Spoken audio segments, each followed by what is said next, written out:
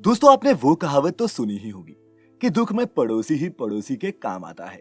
लेकिन अगर पड़ोसी आप ही के घर में आकर बस जाए तो आप कब तक अपने पड़ोसी का साथ देंगे? सोच में पड़ गए ना। दोस्तों ऐसा ही कुछ हाल आजकल हमारे देश का है।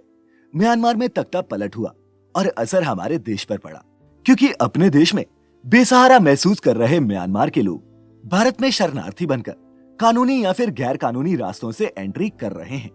अब सरकार देश की 135 करोड़ जनता को संभाले या फिर इन शरणार्थियों को सहारा दे। अगर इन्हें एंट्री देते हैं तो सुरक्षा, शिक्षा और रोजगार पर संकट बढ़ जाएगा, और अगर नहीं देते हैं तो मानवता शर्मसार होगी। करे तो क्या करें? दोस्तों सरकारों के लिए शरणार्थियों का आना एक बड़ा संकट है, लेकिन अगर भारत इन शरणार्थियों को शरण नहीं देगा तो क्या दुनिया नहीं कहेगी कि इंसानियत और मानवता की बातें करने वाला भारत आज बेसहारा लोगों को शरण नहीं दे रहा? ये सब सुनकर आप भी दुविधा में जरूर पड़ गए होंगे, पर दोस्तों आपकी इस दुविधा का भी जवाब है हमारे पास। इंसानियत या फिर देशहित, किसे चुनना चाहिए सरकार को? म्यांमार के तख्ता पलट की पूरी कहानी और शरणार्थी संकट का पूरा सच जानेंगे आज फैक्टिफाइड स्पेशल्स के इस खास एपिसोड में। फैक्टिफाइड स्पेशल्स। लेकिन दोस्तों इन सवालों के जवाब जानने से पहले आप ये समझिए कि शरणार्थी यानी कि रेफ्यूजी होते कौन है। कौन होते हैं शरणार्थी? आम भाषा में शरणार्थी यानी कि शरण मांगने वाले, असहाय और लाचार लोग जो किसी कारणवश अपने घर या फिर देश को छोड़ आए हों। अंग्रेजी भाषा में ऐसे लोगों को रेफ्यूजी कहा जाता है। दोस्तों ये बात तो आप भी समझते ही हैं कि अब कोई ऐसे ही अपना घर देश तो छोड़ता नहीं है। हिटलर अब भले ही ना रहा हो, लेकिन हिटलर जैसी तानाशाही आज भी दुनिया भर के देशों में देखने को मिल ही जाती है, जिसमें लोगों के हितों का हनन होता है, अधिकार कुचले जाते हैं, बेवजह लोगों को मारा जाता है और उन पर अपने कानून थोपे जाते हैं। ऐसे में देश से प्यार कितना भी हो, छोड़ना तो पड़ता ही है। और ऐसे ही लोग दूसरे देशों में जाकर शरण लेते हैं और शरणार्थी या फिर रेफ्यूजी कहलाते हैं। दोस्तों 1950 में संयुक्त राष्ट्र ने United Nations high commissioner for refugees का गठन किया था, जो इसके बाद से ही रेफ्यूजीज के राइट्स के लिए काम कर रही है और मौजूदा समय में ये दुनिया के 135 देशों में सक्रिय है। यूएनएचसीआर के अलावा ऐसी कई इंटरनेशनल एनजीओज हैं जो इन बेसहारा लोगों के लिए काम करती हैं। पर दोस्तों अगर आप ये सोच रहे हैं कि अपने देश से भागे हर इंसान को रेफ्यूजी का टैग दे दिया जाता है, तो ऐसा भी नहीं है। 1951 रेफ्यूजी कन्वेंशन क्या है? 1951 रेफ्यूजी कन्वेंशन के अनुसार किसी सामाजिक या राजनीतिक संगठन की सदस्यता आदि के आधार पर किसी को उत्पीड़न का खतरा हो और उसे अपने देश में संरक्षण ना मिले तो अपने देश से बाहर रह रहा ऐसा कोई भी व्यक्ति शरणार्थी कहलाएगा। दोस्तों मजबूरी में अपना देश छोड़कर आने वाले ये शरणार्थी भले ही कितनी भी मुसीबतों से गुजर रहे हों, लेकिन ये भी सच है कि हमारे देश के लिए ही नहीं बल्कि दुनिया भर के देशों के लिए ये एक समस्या है जिसका सही समाधान अभी तक नहीं मिल पाया है। पर दोस्तों ये तो आप भी समझते होंगे कि इसमें इन लोगों का कोई भी दोष नहीं है, क्योंकि ये तो खुद अपने देश से बेघर हो गए हैं। अपना घर, अपना देश छोड़ना कौन चाहता है, और वो भी इस तरह। लेकिन दोस्तों जब अधिकारों का हनन होने लगे, बेवजह नागरिकों को प्रताड़ित किया जाने लगे, तो मजबूरी में लोगों को अपना देश छोड़ना पड़ता है। और ऐसे लोग ना अपने देश वापस जा पाते हैं और ना ही कोई और देश इन्हें पूरी तरह अपना पाता है। दूसरे देशों पर ये एक बोझ की तरह होते हैं, पर इसमें इनका कोई दोष नहीं। अगर बात करें भारत की, तो दोस्तों आपको जानकर हैरानी होगी कि भारत में बसे कानूनी और गैर कानूनी शरणार्थियों की संख्या दुनिया के कई विकसित देशों से भी ज्यादा है। यहाँ पर एक और गौर करने वाली बात ये है कि दुनिया भर के शरणार्थियों का 60% से भी ज्यादा हिस्सा सिर्फ Syria, Venezuela, Afghanistan, south Sudan और म्यांमार से आता है, जिसमें से अफगानिस्तान और म्यांमार भारत के पड़ोसी हैं। इन देशों में मजबूत लोकतंत्र का ना होना और बढ़ता टेररिज्म एक बहुत बड़ा कारण है यहाँ के लोगों के पलायन का। भारत में शरणार्थियों का इतिहास। दोस्तों भारत से सटे देशों में जब भी संकट आता है तो वहाँ के लोग भारत की तरफ माइग्रेट होने लगते हैं। इसकी सबसे बड़ी वजह यह है कि इन देशों की बोली, भाषा और कल्चर काफी हद तक भारत से मिलता है और भारत में इनके लिए जीवन निर्वाह बाकी देशों के मुकाबले आसान रहता है। यही वजह भी है कि जब इस साल म्यांमार में तख्ता पलट हुआ तो यहाँ के लोग सहारे के लिए भारत की तरफ देखने लगे और यहाँ शरण लेने लगे। सन 1971 में यूएनएचसीआर के भारत में प्रतिनिधि यूएनएचसीआर हेड ऑफिस के नाम एक चिट्ठी भेजी थी, जिसमें लिखा था कि भारत की पूर्वी पाकिस्तान सीमा यानी कि आज के बांग्लादेश बॉर्डर पर शरणार्थी संकट शुरू होने वाला है और इसकी वजह थी 1971 में हुई इंडिया और पाकिस्तान की जंग, जिसमें भारत पूर्वी पाकिस्तान यानी कि बांग्लादेश की तरफ था। दोस्तों, आपको जानकर हैरानी होगी कि 1971 की जंग खत्म होने तक भारत में 1 करोड़ शरणार्थी एंटर कर चुके थे। यानी कि जब भी पड़ोसी देशों में मारकाट या फिर लोकतांत्रिक संकट आते हैं, तब वहाँ के लोग भारत में आना शुरू कर देते हैं। आजादी के बाद भारत में पाकिस्तान, बांग्लादेश, म्यांमार, श्रीलंका, तिब्बत और अफगानिस्तान से बड़ी संख्या में शरणार्थी आए हैं। म्यांमार के तख्ता पलट पर भारत का पक्ष।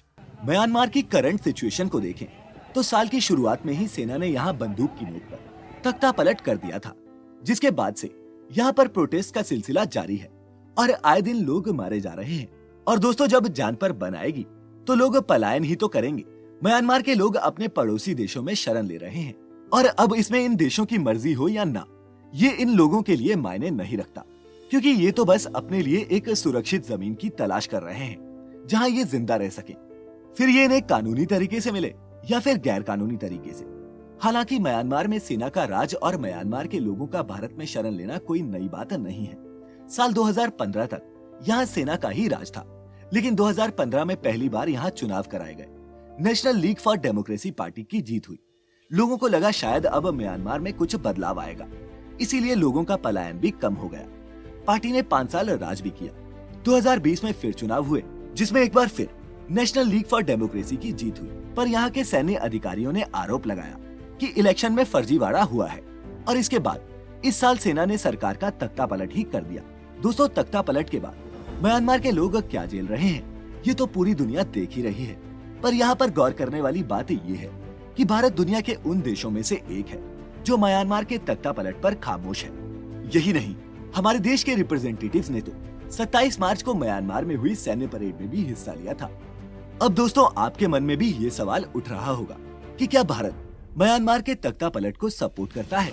तो दोस्तों, बता दें कि सरकार ने इस पर अपना स्टैंड क्लियर नहीं किया है, क्योंकि भारत म्यांमार का पड़ोसी देश है। भारत और म्यांमार के बीच ऐतिहासिक, सोशल, कल्चरल और इकोनॉमिकल रिलेशंस भी है।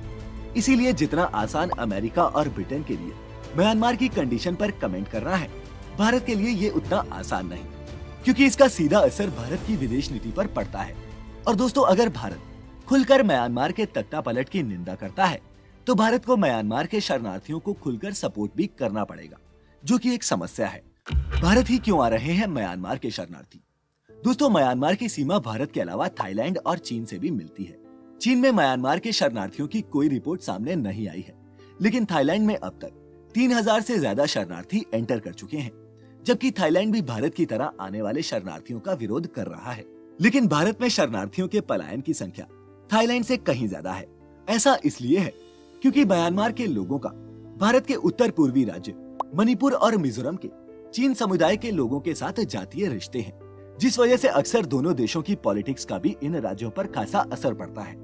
और ऐसे में लाजमी है कि अगर म्यांमार के लोगों पर संकट आएगा तो मणिपुर और मिजोरम अपना हाथ सहारे के लिए आगे बढ़ाएंगे। ये बिल्कुल वैसा ही है जैसे श्रीलंका के तमिलों से जुड़े मामले तमिलनाडु को प्रभावित करते हैं। हालांकि नॉर्थ ईस्ट के दोनों राज्यों में अलग अलग पॉलिटिकल पार्टीज का राज होने की वजह से दोनों का इस मुद्दे पर स्टैंड भी अलग अलग है। लेकिन भारत सरकार का स्टैंड यहाँ पर क्लियर है कि वो म्यांमार से आए शरणार्थियों को शरण नहीं देना चाहती। भारत क्यों नहीं देना चाहता म्यांमार के शरणार्थियों को एंट्री? दोस्तों, इसकी वजह बहुत साफ है। म्यांमार के शरणार्थियों के आने से देश का बोझ और बढ़ जाएगा, क्योंकि शरणार्थी हमारे देश का हिस्सा नहीं है, तो उनकी असल पहचान करना भी सरकार के लिए मुश्किल हो जाता है, जिससे देश में आतंकवाद और घुसपैठ जैसे अपराध बढ़ जाते हैं। इसके अलावा शरणार्थियों की एंट्री देश के इकोनॉमिक्स पर भी एक बोझ है। उदाहरण के लिए, आपके घर में 4 लोग हैं जिनके लिए रोज 4 रोटी बनती है, लेकिन अगर एक दिन आपके घर में 4 लोग पड़ोस से आकर रहने लग जाएं, तो जो 4 रोटियां 4 लोगों में बट रही थी, वो अब 8 लोगों में बटेंगी।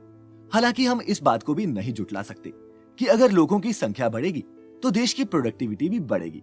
लेकिन दोस्तों, दिक्कत तो रिसोर्सेज की है, जो हमारे देश की जनता के लिए ही कम पड़ रहे हैं। दोस्तों, अब तो आप समझ ही गए होंगे कि जब शरणार्थी किसी देश में आते हैं तो उस देश के रोजगार से लेकर जीडीपी तक हर सेक्टर में पहले के मुकाबले ज्यादा बोझ बढ़ जाता है, जिससे देश में बेरोजगारी बढ़ती है, हंगर रेट बढ़ता है और इसके अलावा और भी कई समस्याएं आम जनता के लिए पैदा हो जाती हैं। साथ ही दोस्तों, 1951 के रेफ्यूजी कन्वेंशन में 1967 में कुछ बदलाव किए गए थे और इसे UNHCR 1967 प्रोटोकॉल कहा गया था। इस कन्वेंशन पर साइन करने वाले देश शरणार्थियों को शरण देने के लिए बाध्य हैं, पर भारत ने इस कन्वेंशन पर आज तक साइन नहीं किए हैं। यानी कि UN के इस करार को मानने के लिए भारत बाध्य नहीं है। आम शब्दों में कहें तो शरणार्थियों को देश में एंट्री देना या ना देना भारत की खुद की मर्जी है। लेकिन दोस्तों, इसके बावजूद भी UNHCR की 2014 की रिपोर्ट कहती है कि भारत में 1,09,000 तिब्बती शरणार्थी, 65,700 श्रीलंकाई, 14,300 रोहिंग्या, 10,400 अफगानी, 746 सोमाली और 918 दूसरे रजिस्टर्ड शरणार्थी हैं। यानी कि वो शरणार्थी जिनका डेटा सरकार के पास रजिस्टर्ड है। लेकिन इसके अलावा भी लाखों की संख्या में ऐसे शरणार्थी यहाँ बसे हुए हैं जिनका डेटा सरकार के पास मौजूद ही नहीं है। और दोस्तों, ये डेटा तो यही कहता है कि सरकार की मर्जी हो या नहीं, म्यांमार के शरणार्थी भी भारत में शरण लेकर ही रहेंगे। क्या है शरणार्थियों की समस्या का हल? शरणार्थियों की समस्या का हल एक ऐसा सवाल है जिसका जवाब अब तक UN भी नहीं ढूंढ पाया है। मौजूदा समय में शरणार्थियों को या तो शरण देने वाले देश का नागरिक बना दिया जाता है या फिर उनकी वतन वापसी करा दी जाती है। और जिन लोगों के लिए ये दोनों ही ऑप्शन पॉसिबल नहीं होते, वो बिना पहचान के ही जिंदगी बसर करते हैं। दोस्तों, भारत को लेकर अक्सर कहा जाता है कि आने वाले सालों में भारत पूरी दुनिया को लीड करेगा। और जिस तरह भारत हर फील्ड में तरक्की कर रहा है, इस बात में कोई शक भी नहीं है। पर दोस्तों, ये भी सच है कि एक अच्छा लीडर वही होता है जो सबको साथ लेकर चलना जानता है। इसीलिए बाकी के देश शरणार्थियों की इस समस्या का कोई समाधान निकाले ना निकाले, भारत को अपने देश में रह रहे शरणार्थियों के लिए अब ठोस कदम उठाने ही होंगे। दोस्तों, मुसीबत के समय पड़ोसी की मदद करना हमारी परंपरा रही है। लेकिन अगर परंपरा ही संकट बन जाए तो शरणार्थियों को पनाह देना मानवाधिकार के नजरिए से सही है, लेकिन देश की सुरक्षा के नजरिए से कई सवाल खड़े करती है।